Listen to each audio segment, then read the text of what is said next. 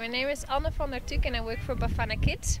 BafanaKids is an organization for local South African football teams. We look for sponsorship to provide them with hands-up support. The organization gets started about a year and a half ago in conjunction with Ajax Cape Town. This is because Hans Vonk, the goalkeeper from Ajax Cape Town, saw the need that was in the townships and didn't know how to get it to them. So we decided to link up together and we would look for the sponsors overseas, and Ajax Cape Town would help us direct to the teams that are playing soccer already, or have teams put together but need the material or need to be able to enter a league, financial support, those kind of things. But up to now we have over 20 sponsored teams, which is great. I think that's over 300 children that we can support with through this program. I think challenges here is, first of all, it's poverty, lack of education, don't know how to get the right tools to get education. That's a big difference with the States or with Europe or with other developing countries. I think what makes South Africa so special is that it's first and second and third world in one. We come from not nice background, and some of the parents, they don't work, but we want to play soccer, and these days things are not very cheap, so we have to dig deep in the parents' pocket to get whatever we want. My name is Luandile and I'm from Khayelitsha and K section. We're looking for more sponsors because we don't have food. Other children don't have food. Our parents panic because they don't have money. That is where we can step in, that people that have the education or do have the funds to bring them all together and unite, because that's still needed here.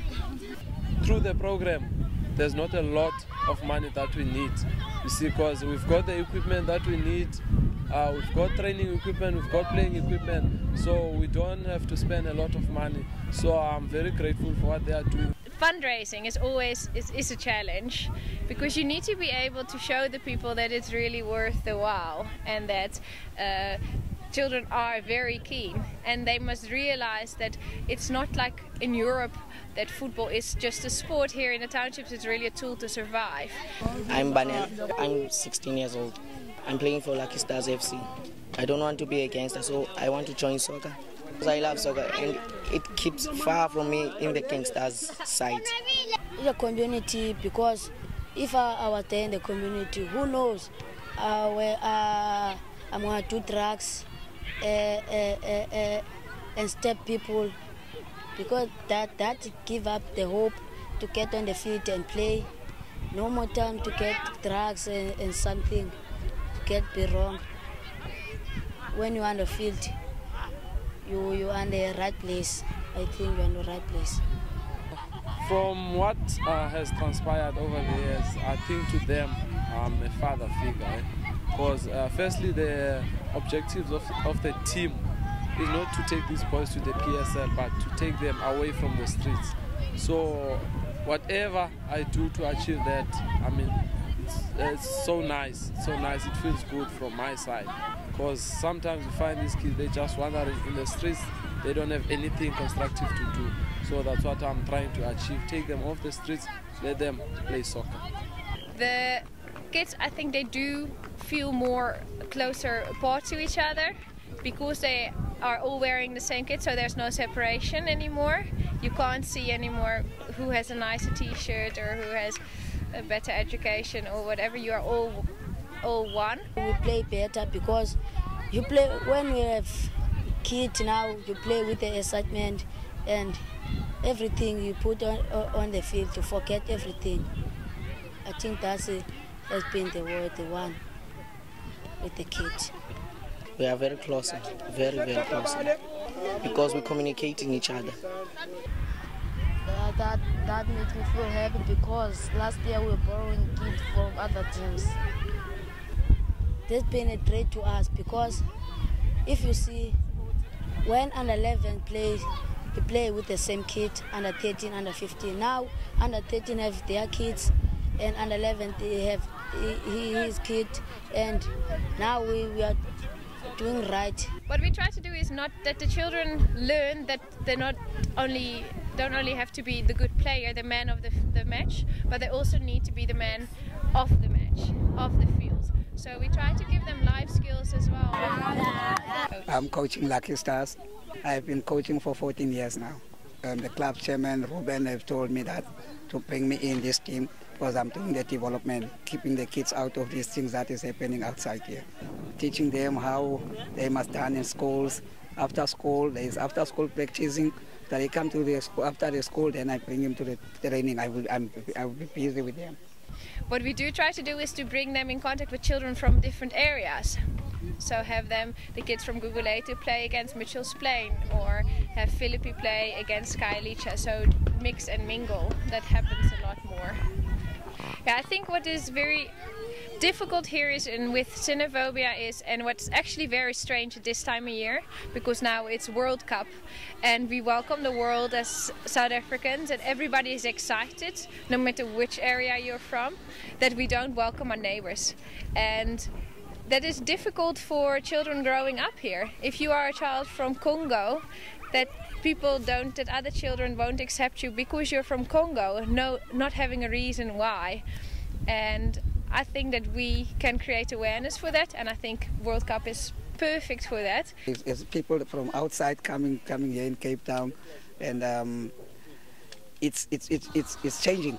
It's doing change, a big change. There's a big change. Everyone is happy, is excited about what is happening about the World Cup. I feel very proud. I'm great that World Cup is in South Africa and it's the first time in Africa. So it keeps my heart open. We started to organize Kicking Out Xenophobia awareness matches to inform the players from different areas about what is happening, what is xenophobia, and how do we all stand strong against this. In order to get the integration going on a bit better, we take them all out for a meal after the game, so they get in an informal way. You can get to know each other like friends, and you can realize that the children from Congo have the same goals and visions and passions in life as the children from South Africa. And I think that bringing that together is the greatest opportunity that we have right here.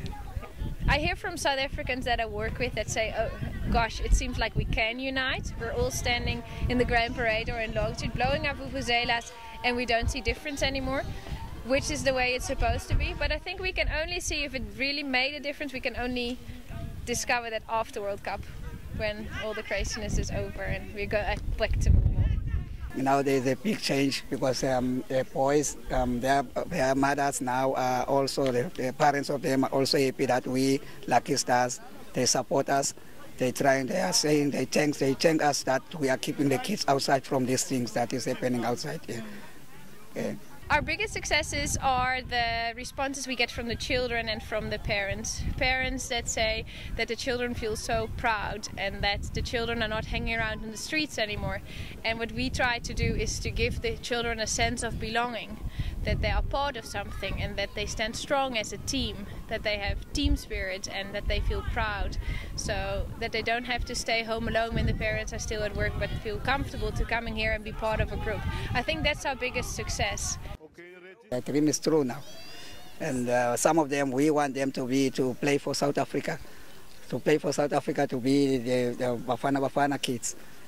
I want to play in PSL and overseas when I grow up. I want to boost my system so that I want to be like Beckham. Yeah. I want to be a Rooney, Joe Cole, Ashley Cole.